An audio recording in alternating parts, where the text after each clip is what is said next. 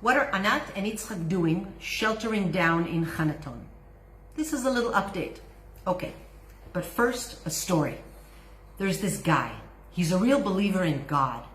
One day it starts to rain. It rains and it rains, and the flood waters start rising. And he says, oh, I'm not worried. God will save me. Suddenly he opens the door, and it's the police. And they say, we've come to evacuate you. He says, don't worry, God will save me. Closes the door, and the flood goes up and up. The water is rising. He eventually has to move to the second floor. Suddenly, he's on the second floor. The flood water is everywhere. He hears on the window. He opens the window, and there's the firefighters. Firefighters with a big ladder, and they say, we've come to evacuate you. He says, no need. God will save me. Fine. The floodwaters rise. He eventually has to go to the roof. He's on the roof, and he hears a helicopter comes down. They push down a ladder, and they say, dude, we've come to evacuate you. He says, no need, thank you. God will save me. He sits there for another day or two. The water goes up. He doesn't know how to swim. He drowns, and he dies. He goes up to heaven through the pearly gates, and there is God. He goes up to God, and he says, God, I believed in you, but you didn't save me. God looks at the guy and he says, dude, listen, I sent you the police. I sent you the firefighters. I even hired a helicopter to get you, but you didn't take the opportunity. I love that story. Sometimes we have to not be so stubborn. We should not think we know everything. We have to be open to new things. I love that. So, why am I telling you this story? Because in the past couple of years, it's been pretty difficult for our family. My ex died suddenly, just like that. And then Yitzchak's ex got very, very ill. She eventually passed away as well. And then we found out that our daughter is pregnant with our first grandchild. Death, life, it's rattling.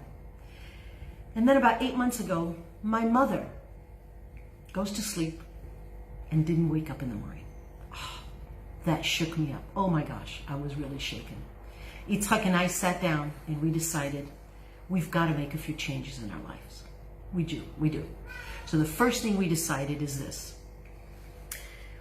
I have to make more money because our granddaughter was going to be born in England. We have to be able to make that trip. We live paycheck to paycheck, so we're going to set that thing aside, more money. The next thing we needed to do was we decided we have to get healthier. We need to be there for our girls. We need to be there for our grandchild. We do. So what is it that we need to do? I searched my brain and I knew something was telling me I've done this before. I went back to my bookshelf and I found what I was looking for. I read this book years ago, What Your Doctor Doesn't Know About Nutritional Medicine Might Be Killing You, by Ray Strand. And I remembered that it was fascinating, but I didn't act upon it. So I went back to this book, I opened it up, and I read it again. And I said, this is the opportunity that we're looking for. Ray Strand talks about boosting your immune system, about adding all kinds of supplements, because it's better to prevent than to cure at the end. An ounce of prevention, right? Pound of cure. Okay, we know that. So we said, okay, this is the opportunity. We know what to do. We're going to do it. So what did we do? First thing I did was I started to eat mindfully.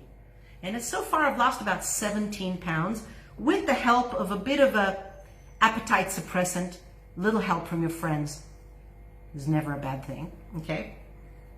And then I read about this thing called grapeseed extract. And if you add it with a little bit of vitamin C, the right vitamin C, it's a great antioxidant. And so we started to take some of that grapeseed extract.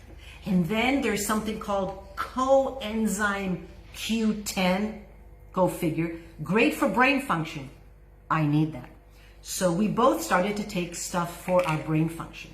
Not only that, but we eat a Mediterranean diet here in Israel, which is a great diet, but instead of eating the 14 avocados, the 50 oranges, the 4 pounds of spinach that we need every day in order to really help our body function, we decided we were going to take some minerals, some vitamins.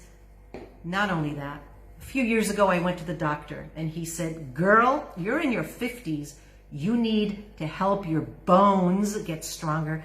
Bone density stuff, you know? So I read that calcium and magnesium together is the best absorbing calcium, whatever. I'm taking this and I have enough energy, thank you very much, but Yitzhak needs a little help every now and then, and he takes something for a little rejuvenation. Anyways, that's what we're doing in Hanaton. We're trying to stay healthy, boosting our immune system, passing the time being healthy. What are you doing over where you are? Let us know. We'll see you later.